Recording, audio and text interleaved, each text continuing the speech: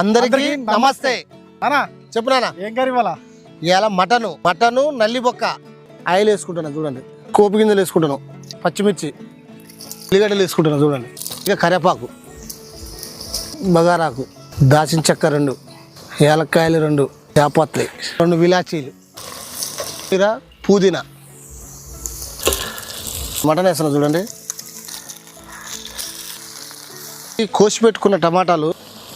అటికెల కూర అంటే ఇదే వెనకట వండుకొని తిన్నారు, అందుకనే అంత గట్టిగా ఉన్నారు మనుషులు. దీనంత పసుపు. ఆహా, కూర చూడండి ఎలా ఉన్నదో. అల్లం వేసుకుంటాను. ఆహా, నోరు ఊరిపోతుంది కలుపుతా అంటేనే. ఊరి పెట్టుకున్న పచ్చి కొబ్బరి కలుపుకోవాలి, జర తగినంత ఉప్పు, అంత కారం, ఎసరు చేసుకుందాం లైట్గా, ఫ్రెష్ మసాలా లైట్గా దించేస్తున్నాం చూడండి. ఇక